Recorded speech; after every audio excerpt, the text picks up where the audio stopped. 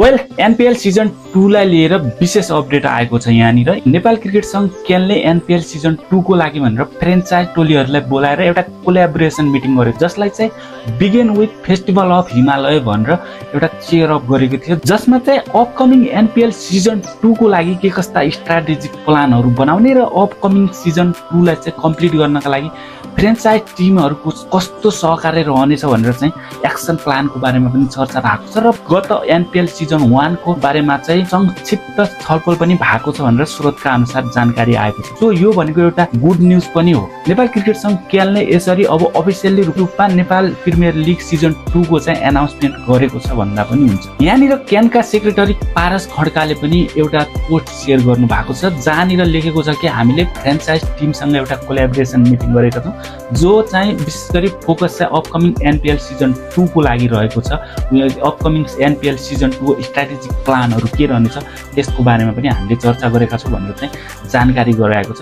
यो भनेको के हो भन्दा अफिसियल्ली रूपमा एनपीएल सिजन 2 को चाहिँ बिगिन भएको छ भनेर बुझ्दा हुन्छ। So I think Siddhartha bank Nepal premier league season 2 November mostly second विकबाट नै स्टार्ट हुन्छ जस्तो लाग्छ, बिकज त्योभन्दा अगाडि नेपालका बिगेस्ट चाडहरू रहेका छन्, दसैँ र तिहार अनि छठ। यो चाड पर्व सकेपछि मात्र नेपाल क्रिकेट संघ केनले चाहिँ एनपीएलको चाहिँ उद्घाटन गर्ने लक्ष्य राखेको हुनुपर्छ। पक्कै पनि अपकमिङ नेपाल प्रिमियर लिग चाहिँ एउटा भव्य रूपमा सम्पन्न गर्नुपर्नेछ। सो दर्शक भनेको चाहिँ काठमाडौँमा भित्रिने भनेको आफ्टर छठ पछि मात्र दर्शकहरू काठमाडौँमा भित्रिन सुरुवात गर्छन् र दर्शक भित्रिसकेपछि नेपाल प्रिमियर लिगको सुरुवात हुनेछ, किनकि फ्रेन्चाइज टोलीहरूलाई चाहिँ दर्शक आवश्यकता पर्छ। अलमोस्ट 30 to 33 करोडको चाहिँ व्यापार हुने अपेक्षा गरेको छ मात्र टिकटबाट। सो त्यसको लागि पनि नेपाल प्रिमियर लिग सिजन 2 चाहिँ भनौँ न आफ्टर छठ पछि चाहिँ स्टार्ट हुने पक्की देखिन्छ।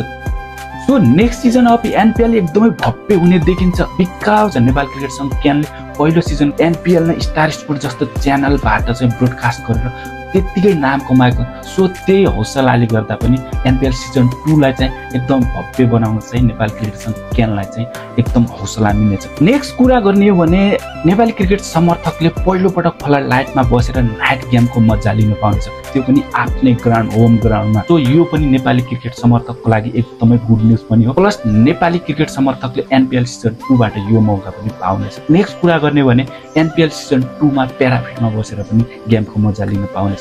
नेपाली क्रिकेट समर्थकले इन्टरनेसनल लेभलको प्याराफिडमा बसेर मजाले आफ्नो फ्रेन्चाइज टोलीहरूको म्याचको मजा लिन पर्नेछ। सो यो पनि एकदमै गुड न्युज रहेको छ। यसले गर्दा पनि एनपीएल सिजन 2 एकदम भव्य हुने देखिन्छ। पक्कै पनि यसपल्ट अब टिमको फ्लड लाइट र प्याराफिड अलमोस्ट असाढको अन्तिम हप्तासम्म सकिन्छ भन्ने अपेक्षा गरेका छन्। नेक्स्ट कुरा गर्ने भने आईसीसीले नेपाल क्रिकेट संघ केनमा लगाएको प्रतिबन्ध फुकुवा गरेको छ। डोमेस्टिक लिगका लागि जुन लगाएको प्रतिबन्ध थियो त्यसलाई चाहिँ फुकुवा गर्नेछ र त्यो फुकुवा गरेको छ।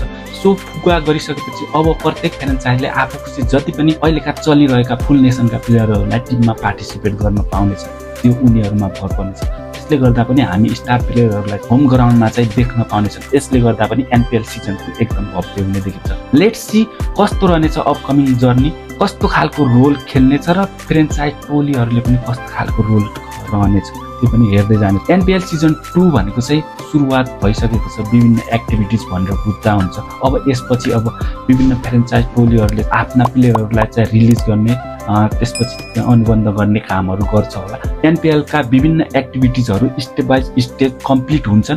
So let's see upcoming NPL season 2 को लागि